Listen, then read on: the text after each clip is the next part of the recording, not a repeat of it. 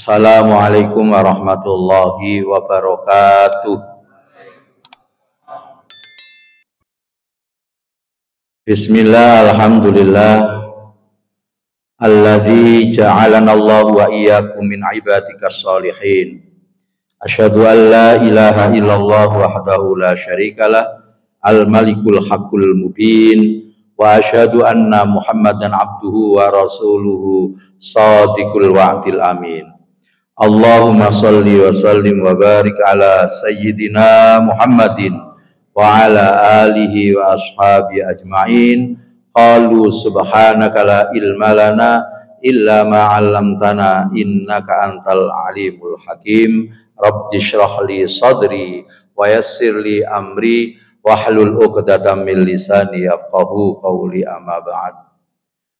Jamaah, puji syukur kehadiran Allah tiada henti terus kita sampaikan atas limpahan rahmat, maunah, inayah dan hidayahnya lumateng kula panjenengan sami yang dimana diberi kekuatan untuk bisa melaksanakan sholat subuh dengan berjamaah, terlebih di usia kula panjenengan yang sudah di atas kepala 5 ini. Dengan kalimat lain, manusia-manusia pilihan Allah itu salah satunya diantaranya adalah kayak panjenengan kayak ngeten iki. Sobo-sobo wis tangi menuju ke masjid, dan itu sedikit karena faqalilum min ibadiyas syakur, sedikit sekali hambaku bersyukur kepadaku.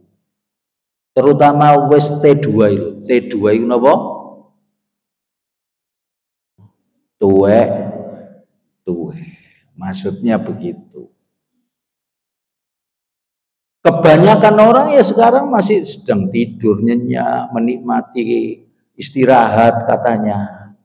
Padahal sebetulnya justru kalau seandainya panjenengan istiqomah seperti kayak makaten ini yang kemudian menambah satu daya kekuatan dalam satu konteks tubuh dan kekebalan kita. Karena yang kita hirup saat ini masih original, yaitu O2. Ngerti O2 kan? Ya, original. Udaranya masih asli. Nah, wajar jikalau orang yang kemudian selalu sholat subuh, Allah itu baik zahiron maupun wabatinan itu senantiasa memberikan satu energi positif, energinya luar biasa, baik di masyarakat maupun di hadapan Allah. Sekarang saya tanya, wong sing sholat subuh dengan tidak sholat subuh yang beragama Islam, derajat dan penghormatannya masyarakat lebih tinggi mana? Lebih tinggi orang yang suka sholat subuh. Nah, selanjutnya kalau sholat subuh pun juga harus dimaknai. Jangan kemudian hanya sekedar ikut-ikutan saja. Apa Pak Ustadz maksudnya? Ya panjenengan pas pada saat menuju ke masjid ada niat yang baik. Energi positifnya itu disampaikan atau dikeluarkan. Nanti ada inner beauty-nya itu keluar. Kayak apa inner beauty, Bang? Pak, inner beauty wopo? Aku dewe gak ngerti aslinya. Niru-niru penceramah sebelah itu. Kecantikan dan juga kebagusan, kegantengan, apa saja kebaikan dari dalam itu, energinya itu bisa tampak. Meski penjenengan itu tidak menampakkan. Maksudnya apa? Orang melihat sampai itu makin berwibawa, tinggi derajatnya. Lihat aja orang yang kemudian sholat istiqomah sholat subuh. Begitu. Dan yang kedua, kalau sudah berada di masjid, ingat bahwasanya sholat sunnah fajar. Sholat sunnah fajar itu apa? Halo, Bu. Qobliyah subuh itu sholat sunnah fajar. Iki no Indonesia to ae disebut subuh iku. Nek nang nggone kono meskipun sholat subuh ya sholat fajar, nang nggone tanah suci niku jadwale iku sampeyan delok ana sholat subuh. Kaon. Soalnya kalau subuh itu artinya pagi. Mulane wong Indonesia sholat subuh masih jam 8 sik selamat pagi ngono lho.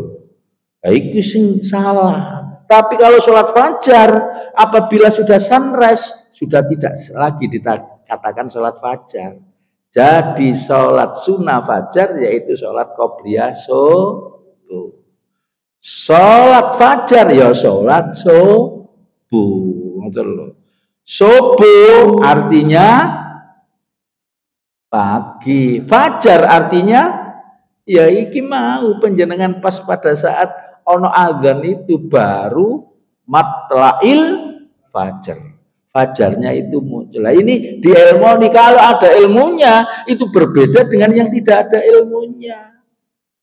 Kalau sudah masuk ke masjid diniyati nawaitul iktikaf fi hadzal masjid lillahi, baru panjenengan duduk tok, gak usah tek wiritan, bidek tok. Palem bidek ngerti oleh pahala wisan Pak, ngono lho. Apalagi kemudian wis kadung nang masjid wiritan.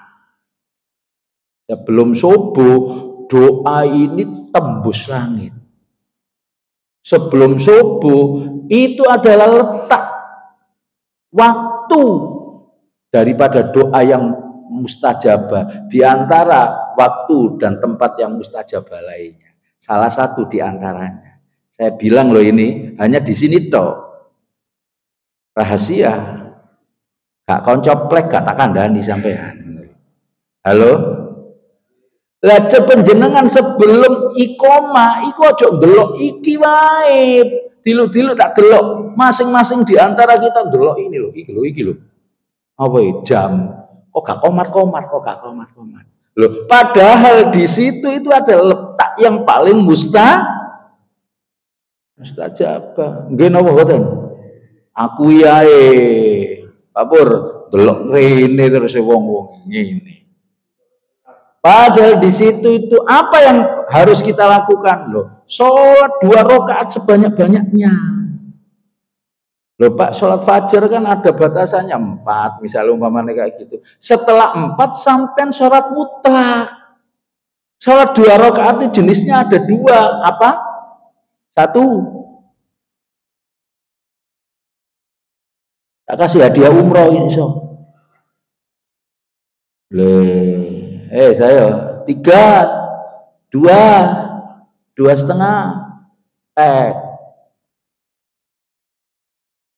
Sholat muqayyad dan sholat mutlak. Sholat sunnah muqayyad adalah sholat sunnah yang sudah ditentukan oleh Rasulullah ini. Waktu dan juga apa namanya timingnya. Sholat duha muqayyad, sholat tahajud muqayyad, sholat apa lagi? Witir muqayyad, hajat muqayyad. Contoh, nah gak ngerti tuh tadi misalnya umpamanya kayak ngaten, sekarang kudu dicatat Pak. Pas pada saat setelah pengajian ini engkau mulai lali maneh. Sholat mutlak. Nah ini sholat mutlak kapan saja di mana saja kecuali waktu yang dilarang. Sholli sunnatal mutlaqi rakaataini mustaqbil kiblati lillahi ta'ala Allahu akbar. Salam. Assalamualaikum warahmatullahi wabarakatuh. Assalamualaikum. Bangkit lagi. Allahu akbar sampai salah cete itu loh. Understand? Wis ta kula sampean kabeh pun nglampahi koyo ngoten ta. Makanya sebelum komat nek iso njaluk nanggone malaikat supaya jam ini ditahan, supaya wakeh. Waktunya apa? Sebelum sholat. Nah, iqomah iki sampean ngomong nak ngene sing gawe iki ngono lho. Halo. Sing akeh wis mari sholat 2 rakaat semeneng tok ae, wiritan ta nggih. Sik masih banyak sholat karena apa? Nah, karena apa ini harus tak kasih ilmunya. Karena sholat itu adalah nama lainnya adalah doa. Jadi sholat artinya doa. Penjenengan juga berdoa di luar sholat, tapi makomnya lebih tinggi di dalam sholat. Makomnya, karena apa? Di dalam surat Toha ayat yang ke-14 di sana diterangkan kenapa kita harus sholat. Wa aqimis sholat untuk apa? Lidzikri, untuk komunikasi tembus langsung denganku, kata Allah. Halo, paham? Understand? Gitu, langsung tembus di dalam sholat. Makanya ada bacaan-bacaan itu semuanya full doa. Di dalam sholat itu mulai Allahu Akbar kabira, Allahumma ba'id dan seterusnya, itu sampai Assalamualaikum warahmatullah, itu juga setelah salam lu penjenengan sudah selesai, umpamanya udah nggak pakai baca-baca paribasan, dan semua bacaan kita yang ada di dalam sholat itu dikabulkan sama Allah, sudah cukup untuk hidup dan kehidupan ini menuju kebahagiaan fid dini wad dunya wal akhirah. Ngoten. Pahamilah, kemudian ada itu di dalam sholat, duduk di antara dua sujud, itu yang kemudian banyak orang itu lupa, kepenginan cepet-cepet ini pas pada saat sholat. Aduh Pak Imam iki suwe ya, umpamanya kayak begitu gerundel, wis gak ganti. Sah, tapi tidak dapat keutamaan, karena sholat bisa. Hanya ngesahkan saja banyak Pak. Tapi yang mengandung unsur keutamaan ini yang kemudian susah. Ini adalah hanya dimiliki orang yang berilmu. Jadi begini Pak, doa itu diterima atau ditolak oleh Allah Subhanahu wa Ta'ala dipengaruhi oleh 4 hal. Catat, dipengaruhi oleh 4 hal. Doa, amalan, ibadah, apa saja kepengen Allah kita diijabah, maka dipengaruhi oleh 4 hal. 1, kayak bisa nih pelajaran ini mau, tapi ini gak ono sing nyatet, ya wis dieling-eling toh. Tapi usia kita sudah tidak seperti dulu, loh. Dieling-eling. 1, dipengaruhi sama ilmu. 2, dipengaruhi sama tempat. 3, dipengaruhi sama keadaan. Ilmu, tempat, keadaan. 4, dipengaruhi sama waktu. Dipengaruhi sama ilmu. Allah berfirman, hal yastawil ladzina ya'lamuna wal ladzina la ya'lamun. Apakah sama orang yang berilmu dengan orang yang tidak berilmu? Nah, itu sudah dipertanyakan dalam. Orang yang berilmu diangkat beberapa derajatnya. Surat Al-Mujadilah ayat yang ke-11. Dipengaruhi oleh tempat. Nah, beda Pak, sampean itu berdoa di pinggir jalan, boleh apa enggak?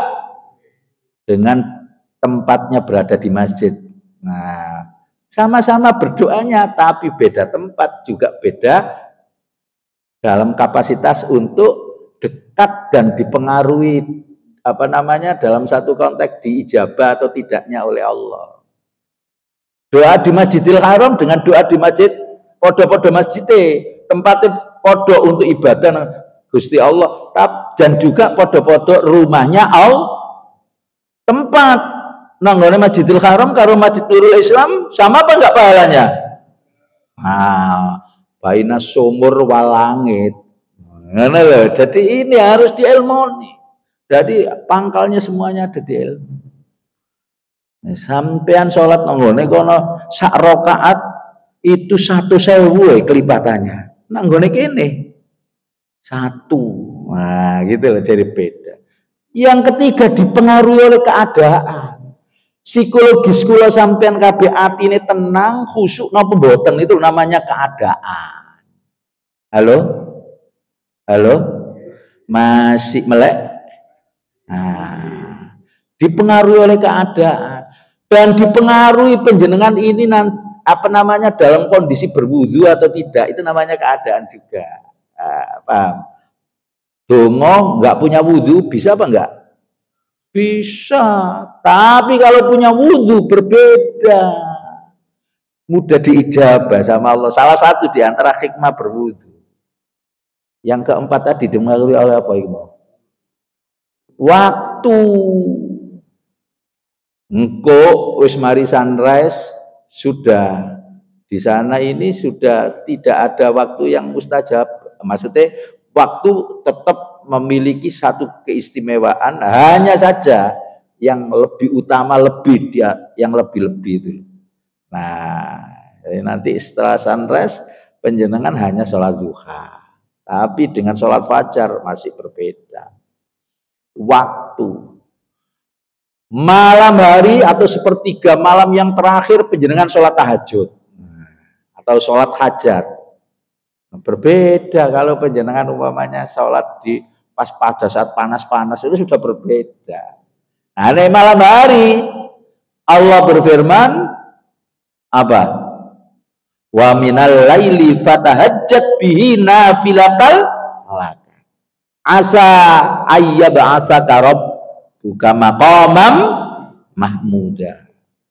Ada makom yang kemudian atau tempat yang diijabah, waktu yang diijabah luar biasa oleh Allah, tembus langit. Dikala orang-orang pada tidur, penjenengan kemudian sholat. Nah inilah yang kemudian perlu untuk dicermati. Jadi wis gak usah neko-neko. Ilmunya itu adalah ilmu yang dasar-dasar kayak begini. Kita jalankan di usia tua lah sudah.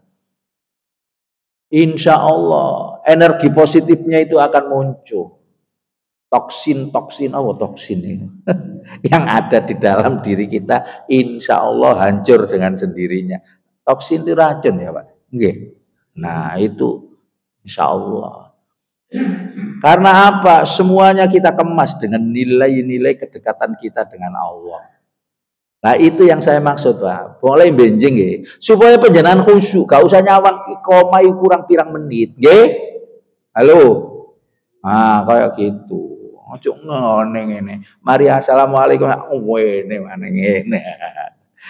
Sudah kayak gitu.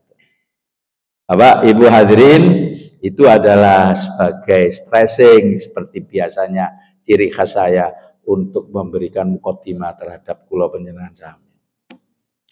Yang kemudian juga memberikan satu dorongan spirit supaya kita betul-betul maaf terutama terhadap diri saya pribadi supaya istiqomah nggih, istiqomah. Karena yang dicintai sama Gusti Allah itu istiqomah. Walaupun kita lakukan dengan sedikit.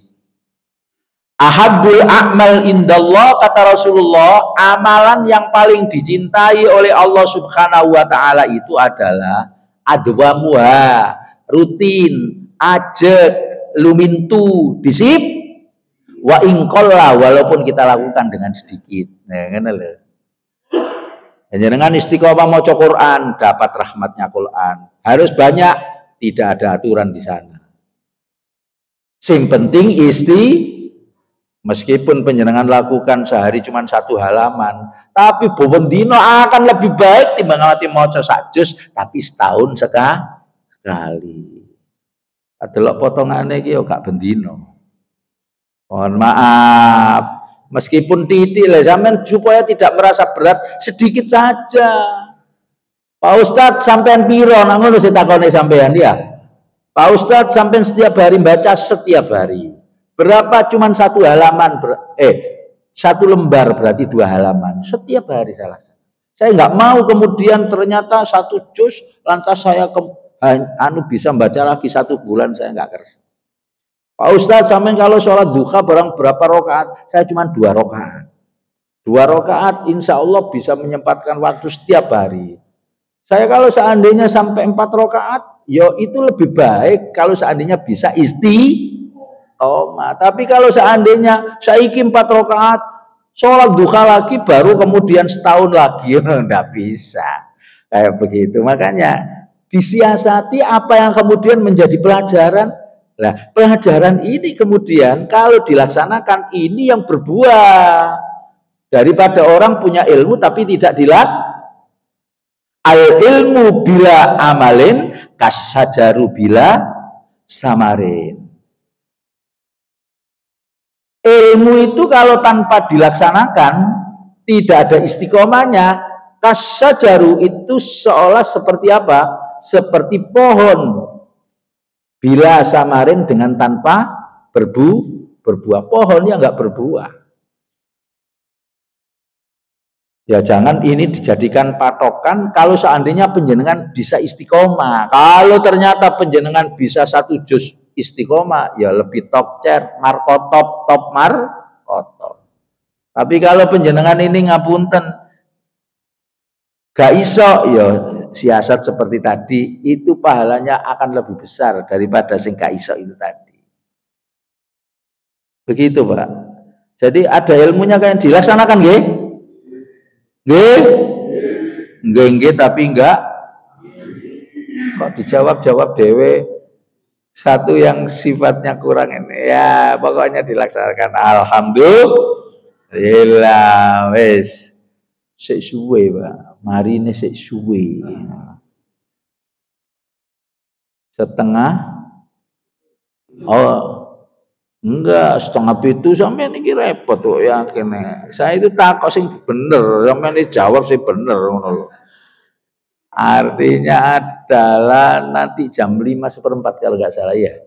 Nah, pun sesuai makanya aku ini tak kasih satu stressing yang bisa membangkitkan gairah rumiyin sebelum kita masuk pada pelajaran. Sampai saya itu niteni ya, saya iki niteni. Kemarin itu yang saya sampaikan itu adalah wasiat Ali bin Abi Thalib. Dan sampai nomor 7. Nah, nomor 7 saya ini dilanjut nggih, dilanjut. Untuk memperoleh sebuah nilai ilmu. 7 itu tak baleni maneh. Ben apa? Ben eling panjenengan. Wasiat Ali itu kalau kita ini laksanakan, fa insyaallah Pak, akan kita memperoleh satu keberkahan dalam kehidupan. Pertama apa kemarin? Sebaik-baik warisan itu adalah ilmu. 2, adab itu adalah sebaik daripada usaha. Yang ketiga, takwa itu adalah sebaik-baik bekal kehidupan. Akeh tunggale nek kari nerus no. Krono enggak dicatat. Makanya kemudian tak baleni maneh. Aku kok tapi tak jawab dewe. Wah, kemudian yang keempat adalah ibadah itu adalah sebaik-baik daripada modal kehidupan harta. Karena tujuan kula sampean kabeh diciptakno karo Gusti Allah hanya untuk ngibadah. Nah, ngono. Sing banter dhewe Pak Pur. Oleh hadiah nanti Pak Pur sampean. Yang kelima adalah amalan soleh itu adalah sebaik-baik dari pembela, pelindung panjenengan.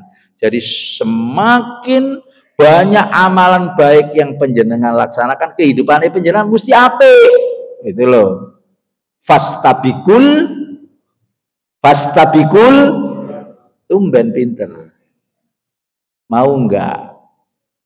Ayatnya surat An-Nahl ayat 97.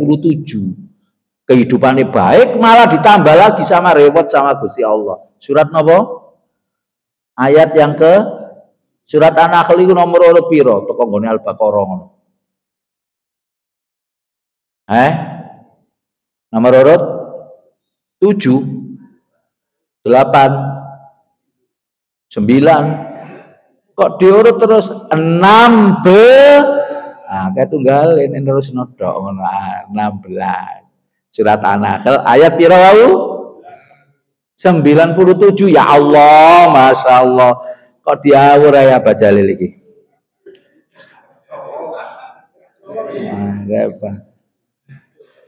Ngaco so 18 kalau aku kangen dikan 18 sampaikan 18. Selanjutnya nomor 6 itu adalah peringai yang baik wa husnul khuluq. buruk, itu adalah sebaik-baik teman. Pokoknya sampean itu akhlaknya baik di masyarakat maupun di hadapan Gusti Allah. Itu teman yang terbaik yang mengantarkan panjenengan husnul khotimah nanti kalau endingnya. Jadi saya sudah pernah menyampaikan akhlak itu refleks. Akhlak itu refleks. Yang tidak dipikir, makanya kemudian meninggal dunia ngendikan kalimat thayyibah la ilaha illallah dakhalal jannah, masuk surganya Allah. Cuman persoalannya dengan sederhananya iso apa enggak? Maka kemudian diperlukan adanya suatu kekulinoan untuk menyampaikan. Jadi kemudian begitu ada terdesak langsung ngendikan, baru nanti kita bisa mengucapkan la ilaha. Gak usah disebut-sebut no kupinge la ilaha illallah. Ayo Pak, la ilaha illallah barang enggak usah. Saiki ayo dipersiapno gitu loh, maksudnya kayak gitu, dengan satu akhlak yang baik. Makanya kemudian selalu kita itu selalu berzikir nanggone Gusti Allah. Lisanan dzakiron, lisan itu selalu berzikir kepada Allah. La ilaha illallah, la subhanallah subhanallah. Sejenis itu sudah. Insyaallah husnul khotimah. Yang ketujuh adalah wal khirmu khairu wazir. Nah ini di sini. Ini sekarang nomor 7 ya. Wingi wes ini. Yaitu pemurah itu adalah satu penolong dalam kehidupan kita. Dermawan itu loh Pak. Kalau kita selalu menjadi orang yang dermawan, suka memberi, gak pelit, di usia kita tahu panjenengan ini aslinya apa yang kemudian kita peroleh rezeki dan kenikmatan dari Gusti Allah itu untuk sangu nanggone akhirat. Kemudian panjenengan sing banyak bersosial, maksudnya kayak gitu loh. Itu adalah penolong kita dalam kehidupan. Wong sing sering kecelakaan bareng aslinya medit Pak, ngono lho. Halo. Aja ate nyawang koncoe ngono ngono lho. Ngono nyawang sampean nyawang koncoe. Tembus rono, hari tembus rono. Enggak gitu. Iya, betul. Sing sampean warisno, tadi warisan yang terbaik itu sajane napa? Ilmu. Sampean kemudian mewariskan satu harta benda yang luar biasa kepada anak kita nggak sadar bahwa kehidupan manusia itu wa ma min dabatin fil ardi illa 'alallahi rizquha. Dan tidaklah yang melata di muka bumi ini kecuali sudah diatur sama Allah rezekinya. Berarti anak kula sampean kabeh besar nanti sudah ada rezekinya. Apa sampean pikir mulek-mulek?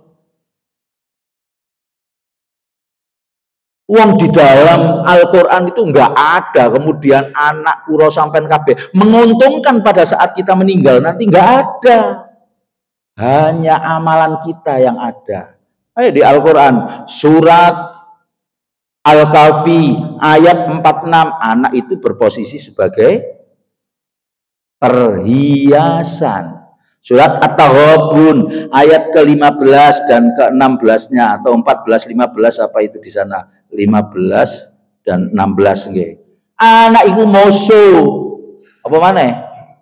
Anak itu adalah fitnah.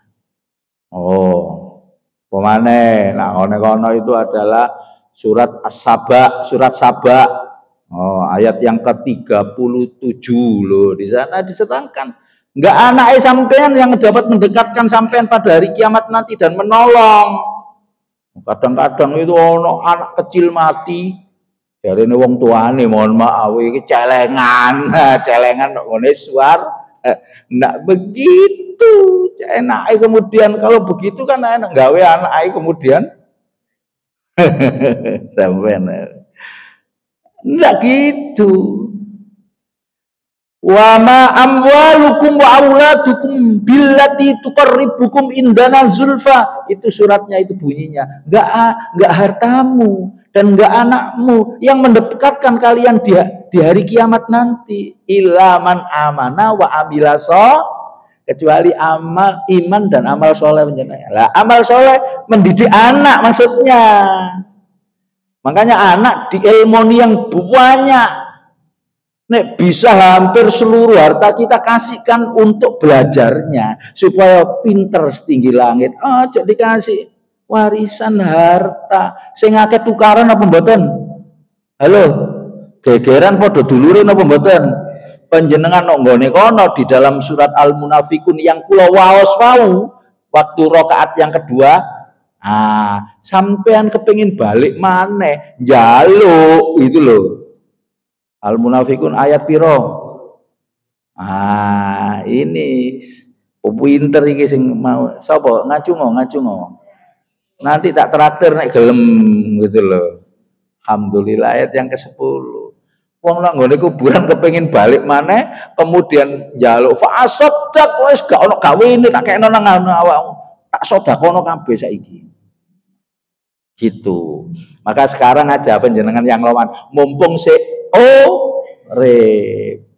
soalnya di dalam ayat yang paling terakhir Allah bilang wallahu khabirum bima Allah maha mengenal dan maha mengetahui. Pokoknya sampean sik nok donya iki ojo kemudian pas pada saat nanti di sana sik njagakno ya iki nikmate sampean itu gawin gitu loh, maksudnya gawin. Bendino nraktir koncoe nak nggone masjid mari sholat subuh dirik nang nggone kono rawon pecel terserah gitu. Wis tak kasih tahu kemarin pelajarannya, tapi sakmono suwe aku wis ono 5 tahunan lebih nang ngene kene gak tahu ditawari. Mek situk tok sing nawari iki lho Abah Jalil. Abah Jalil saiki wis gak iso nyetir sepeda motor ado-ado. Dadi akhirnya saiki wis libur wis ono 2 tahun.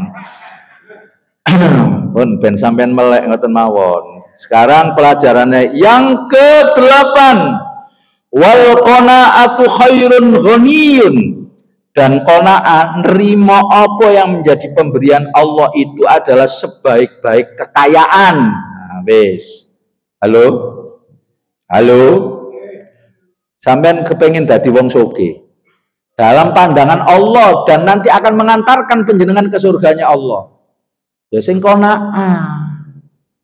Iku kekayaan yang luar biasa, melebihi daripada kekayaannya orang yang kaya di dunia. Wong qanaah mesti hatine tenang, bahagia. Makanya kemudian di sana Nabi bersabda al-qanaatu kanzun la yafna.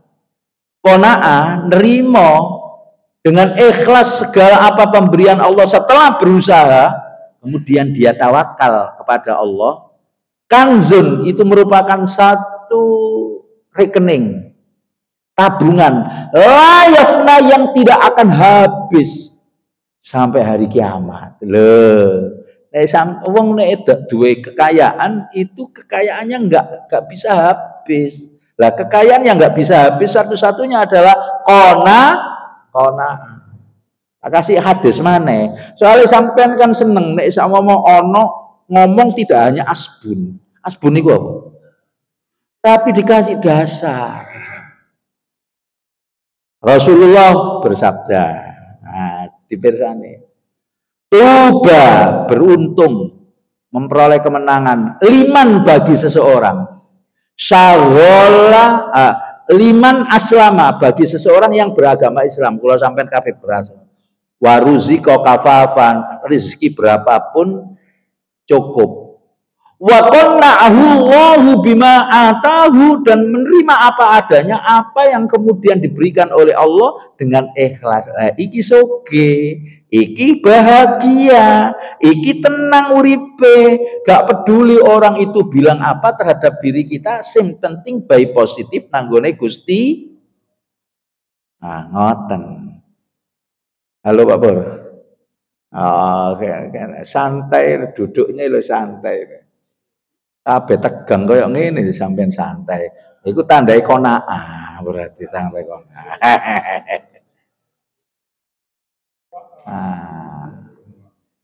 Wis, kakek kurang sedilut tadi.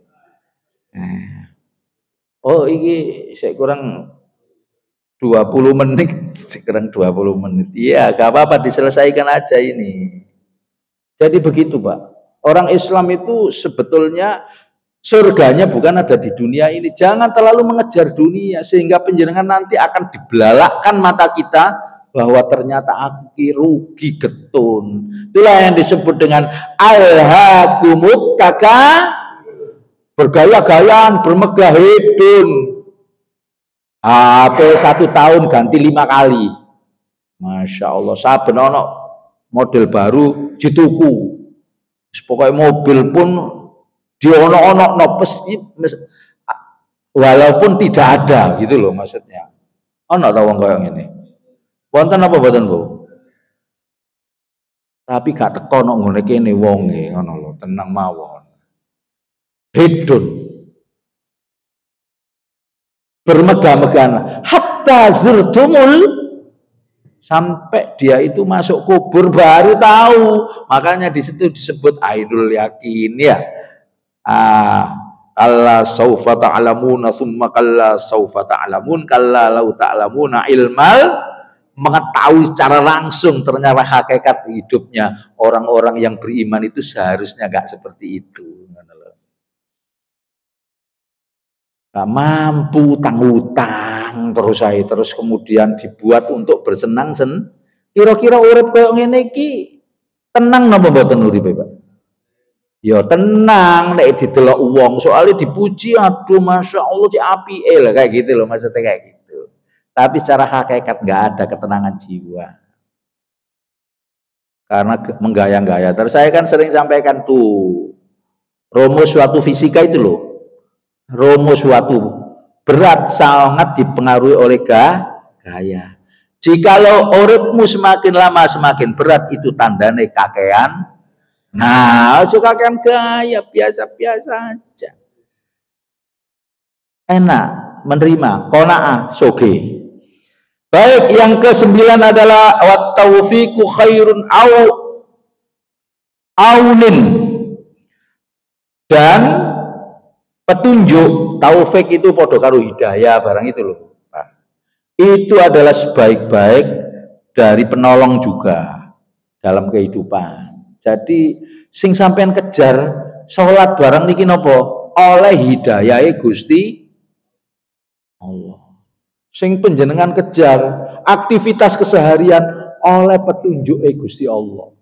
Makanya diakhiri nek ono pidato ceramah sambutan wabillahi taufik wal hidayah. Tapi aja diartikan taufik sing gang 5 iku ngono lho. Taufik iki ana. Lha sampeyan ngomong. Nang ngene ana jenenge taufik. Taufik tapi gak oleh taufik repot. Tapi ya taufik, tapi yang ini dapat buktinya dia ada pengajian di sini ngoten lho. Neri apa ini? Pun biar nama yang ke-10 sekarang, wal mautu khairu mu'adzibin. Mati itu wajib napa mboten? Wajib. Kula sampean kabeh bakal nglampahi napa mboten? Tapi gak ono misalkan berpikir setiap hari aku ini bakal mati. Padahal di sini disebutkan wal mautu, dan kematian itu khairu mu'adzibin, sebaik-baik pelajaran dalam kehidupan.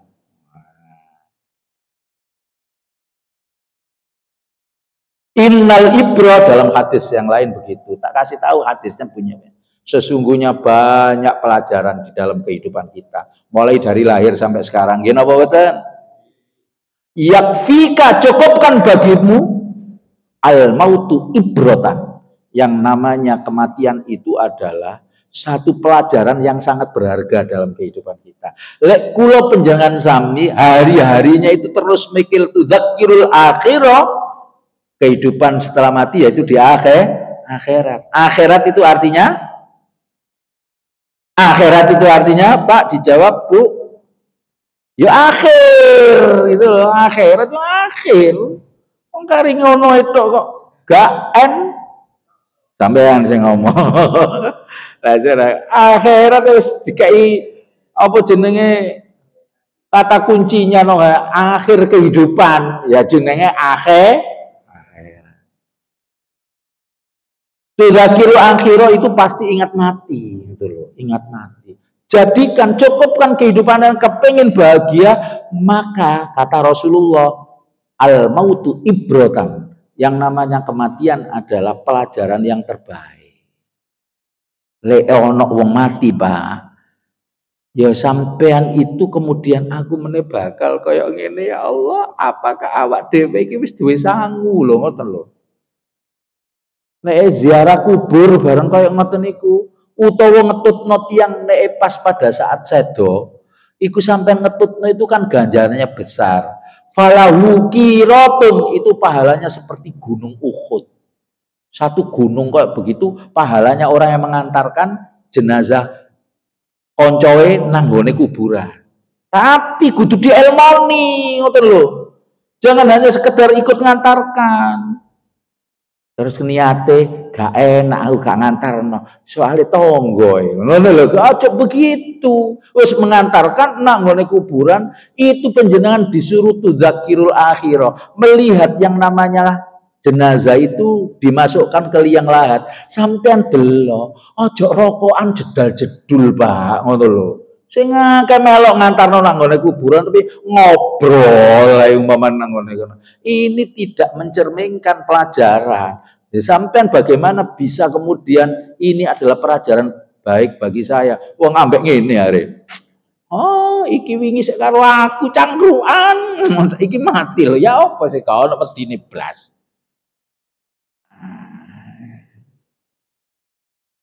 Ziarah kubur itu perintah Rasulullah.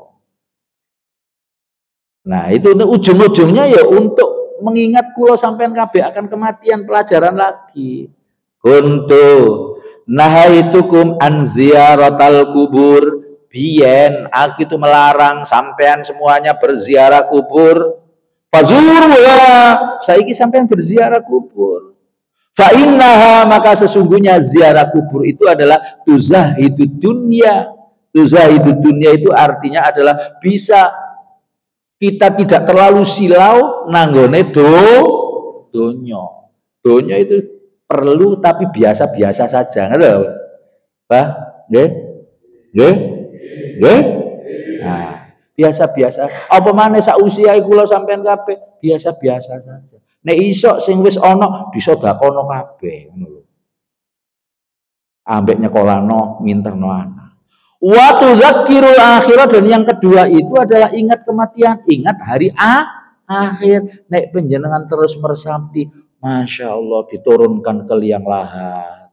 Nah, enggak kok kemudian ikut mengantar wis capek-capek, panas-panas jalan, nak sana itu kemudian gak melihat blas, hanya ini saja. Alhamdulillah. Sudah saya sudah Toluk itu ada tulisannya Toluk. Itu loh Toluk itu yang di sana tulisannya. Toluk itu adalah sunrise. Toluk itu dalam bahasa Arabnya itu adalah dalam bahasa Inggrisnya sunrise. Dalam bahasa Arabnya lagi sinonim istilahnya apa? Sorok. Sampai mari kita kan sholat sorok gitu loh. Sorok.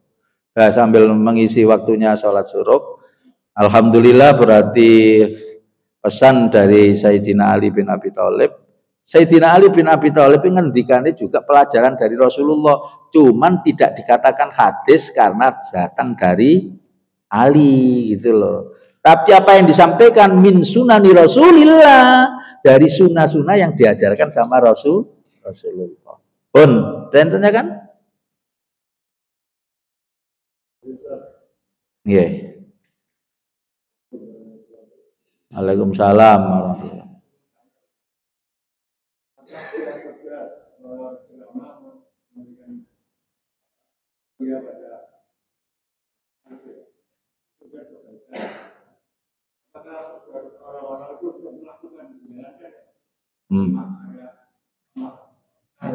Oh ya. Ya, akeh sing enggak. Wis ngono. Aku ngerti jawabannya sampean iku maksudnya kaya ngono. Makanya kemudian asline iku akan mengungkap apa sok suci ta. Maksudnya kan kaya ngono. Penceramah ustaz ngomong cascus kok begitu kemudian bisa menjalankan. Iki pertanyaan iki asline ngono. Jawaban aku iki mosok aku tok sing elek. Ngono lho maksudnya kaya ngono. Ya tak sampaikan akeh sing enggak nih zaman sekarang loh, zaman sekarang akeh sing enggak. Tetapi apabila ada seperti kayak begitu ya jangan diikuti. Karena apa? Kabura maktan indallahi antakulu mala taf'alu. Nek ana wong isok ceramah, isok kemudian ini, terus kemudian tidak melakukan seperti apa yang kemudian itu tergolong dari dosa amat besar dosanya di sisi Allah. Kabura maktan indallah itu artinya amat besar dosanya di sisi Allah. Banyak juga maksudnya, tapi tidak semuanya. Ya ada gitu loh. Ya juga banyak kalau dihitung se Indonesia ngono loh. Ya ngono Pak apa pur. Wis ta ono maneh ta sing takok. Apa maneh? Sampai nak seneng sini jawabannya kaya ngono. Oh, gak ono, aku tak jawab gak ono jare sampean iki. Oh, gak mungkin Pak Ustadz, gak mungkin. Dalam satu konteks kehidupan itu kesempurnaan itu hanya milik Allah. Nah, sampean kemudian dituntut seluruh ustadz kemudian ya juga nggak bisa. Ustadz masih sampean takok ngene, Pak Ustadz itu kira-kira ya poso kabeh ta nek Ramadan. Ngono dah. Ya mestine poso, tapi kalau ada ustadz gak poso kira-kira ono apa enggak? Ya gak sempurna ngono lho. Allahu Akbar. Ya wak. Akeh tapi masih lebih banyak yang baik gitu loh ya. Jadi kalau seandainya mengatakan saya banyak, misal umpamanya kayak gitu, banyak itu dalam satu konteks wong ukurannya profesinya seperti kayak gitu loh. Kayak ngoten ya. Saya katakan banyak, tapi lebih banyak yang tidak babur gitu loh. Pun nggih. Sampeyan tak sawang itu aslinya tambah lama itu tambah barokah. Ya. Betul. Di mana letaknya? Simahum fi wujuhim min asaris sujud. Nok dainya Pak Pur itu sekarang kene ono ireng-irenge soalnya.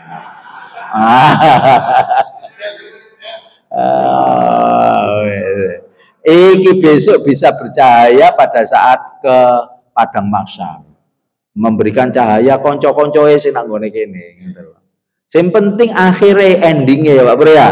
Nah, pun lakone kak tau terus iki terus ae ngono wis. Ada lagi yang tanyakan iki sing biasa nambahi aku gak ana. Alhamdulillah. Ibu-ibu ada yang tanyakan? Monggo. Nggih, mboten napa-napa maju kalau seandainya bertanya. Iki ada mic-nya, wis wonten ngriku mau wonten sata? Tanya, nggih, mboten. Angkat tangan. Sudah saya duga. Nggih, iki lho Mas Kafi.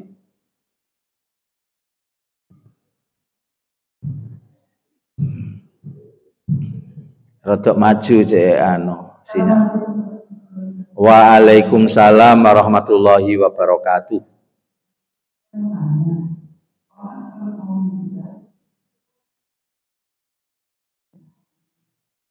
Istilahnya apa? Orang yang mau meninggal istilahnya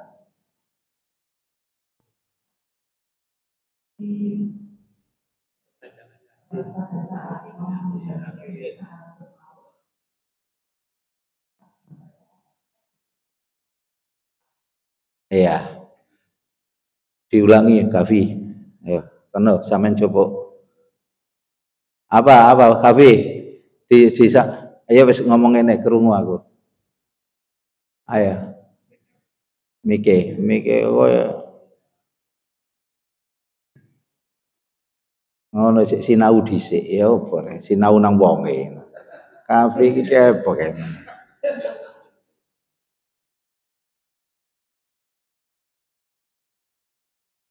Singkat aja Vi, gak apa-apa pertanyaannya saja.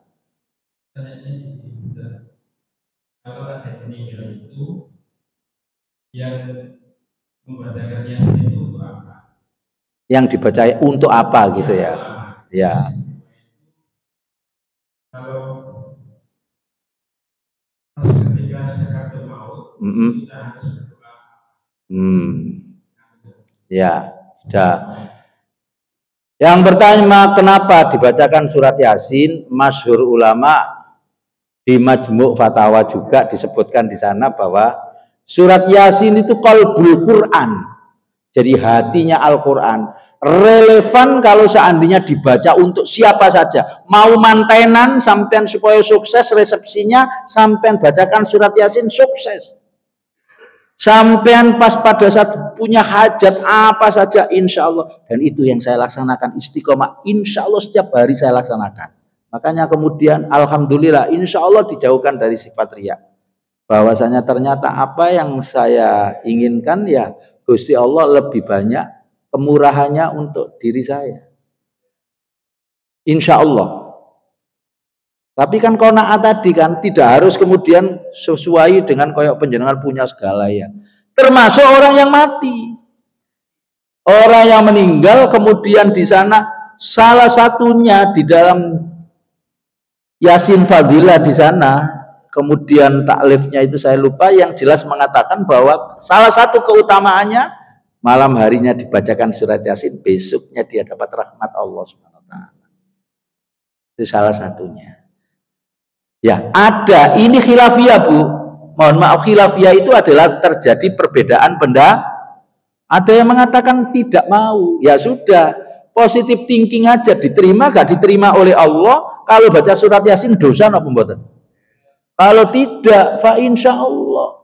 Ya sudah. Itu untuk orang meninggal kan gitu kan, yang tadi pertanyaannya, kenapa? Karena surat Yasin ini adalah disebut dengan qalbul Quran. Relevan untuk orang yang hidup ataupun orang yang minal muslimina wal mu'mina, minal muslimina wal muslimat wal mu'minina wal ahya minhum wal, baik orang yang hidup atau orang yang meninggal. Jadi sampean nyowo uang, Pak. Ngapunten nyowo dalam artian ada orang yang kemudian sakit umpamanya gak iso maca apa, maca surat Yasin sama Fatihah, insya Allah itu yang baik sudah, insya Allah itu satu. Yang kedua tadi adalah kalau orang sakaratul maut doanya gak iso dongo. Jadi orang apa ini meninggal kok iso ndonga, wong namanya pikirannya sudah panik. Yang berbicara tadi yaitu akhlak. Sakaratul maut iya nek sampeyan kula sampean kabeh kaya Rasulullah dipermisi sama malaikat Isra. Iki spontanitas. Wong awak dhewe mati atau tidak enggak ngerti. Tapi nek beberapa ulama maksudnya adalah bukan yang akan mati yang kemudian berdoa, tapi orang yang hidup. Loro suwe ternyata enggak mati-mati padahal ambane sudah separuh-separuh. Misalnya kayak ngoten nggih. Separuh-separuh. Nah, ini kemudian kalau seandainya penjenengan bacakan surat Yasin 3 kali, itu kemudian diniati, ya Allah, kalau memang masih ada umur, penjenengan panjangkan umurnya dan sehatkan kembali. Kalau tidak, ya sudah segera penjenengan panggil, ikhlas, dibacakan 3 kali, insya Allah gak lama kemudian kalau memang usianya dikehendaki sama Allah, langsung istirahat. Cuman persoalannya ngene Arif, serba salah tadi ustadz itu dipanggil pas pada saat mohon didoakan ustadz supaya lah. Saya itu biasanya mendoakan ping telu. Pernah ada diprotes, gara-gara sampai dongakno. Makanya bapak saya cepat mati. Jarene kayak repot. Nggih. Apa Bu? Malih? Nggih. Kafe itu Mas Kafe itu mana itu? Itu kok ojo sembunyi tok ae ngono. Wis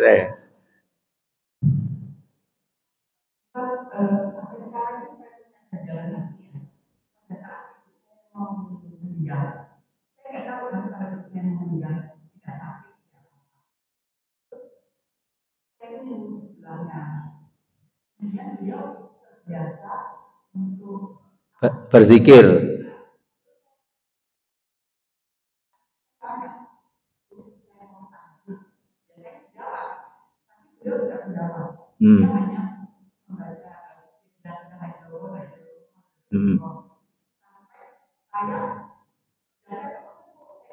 Ya. Alhamdulillah, alhamdulillah.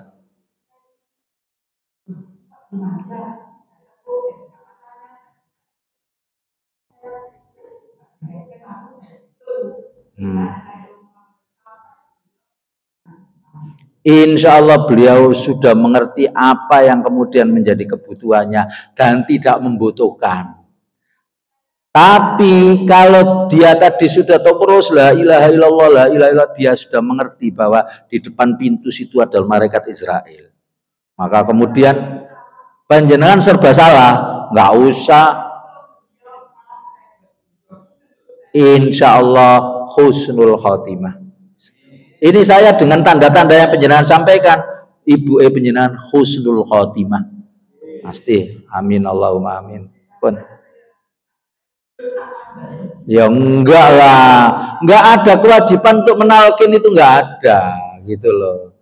Cuman pas pada saat ada sakaratul maut, ya kalau seandainya orang yang terbiasa kayak orang-orang yang sudah berzikir dengan insya Allah sama Gusti Allah dikasih refleks untuk mengucapkan la ilaha illallah. Tapi kalau seandainya tidak ada refleksnya meso terus saya. Kira-kira pas pada saat dicabut nyawanya yang disampaikan yo nonton loh. Tapi penjenengan sudah cirinya seperti tadi, husnul khatimah. Pun ngatur mawon nggih. Udah. Kebahagiaan itu sing menciptakan diri sendiri. Yang lebih banyak itu karena pikiran, nggak usah dipikiri. Dalam satu konteks ini penjenengan sudah melihat kayak al-yaqinu la yuzalu bisak. Keyakinan penjenengan insya Allah husnul khatimah tidak bisa ada keyakinannya tidak bisa hilang dengan keraguan-raguan.